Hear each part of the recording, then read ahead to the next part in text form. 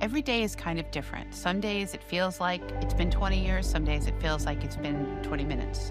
I don't think a day goes by in my life where I don't remember 9/11. I find that the need to educate and promote awareness of 9/11 increases with every month and year that goes by.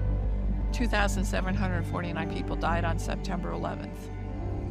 At the very least, every one of them was someone's son or daughter. But they were probably also somebody's husband or wife or cousin or brother or sister. And it just wasn't the people that were killed that day. It was the people who had to get out of those buildings, the people that went in to help and are now sick.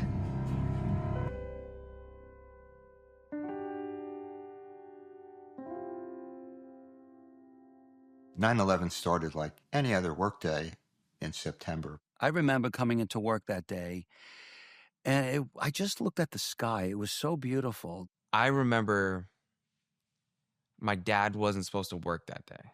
He worked on the 92nd floor, worked for Car Futures. I worked for the May Davis Group, and we were on the 87th floor of the North Tower.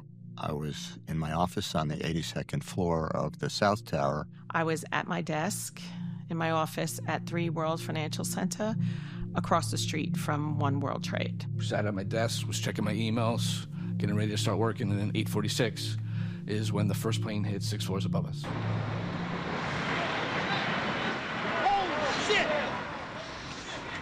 I was actually sitting at my desk when Flight 11 struck the North Tower. And I heard a very loud sound followed by the building shaking. When the first plane hit at 8:46, I heard it and I felt it, but I didn't know what it was. I got on the subway, and we were stopped at Chambers Street, and the conductor said that there was a incident at the World Trade Center. I got out at Rector Street, and I noticed everybody was looking up, and there was black and gray smoke billowing in the wind, very high up in the air. I saw numerous people in front of a TV watching the TV, and I said, what is all this commotion? I couldn't comprehend what I was looking at first, because I never saw anything like this. A fire, a building that size, I didn't know what to make of it. They announced on the radio that a plane had hit the World Trade Center. As I drove home, I heard the fire department issue a total recall, which is not something they'd ever done before. Every cop that was available was ordered to go down to the World Trade Center.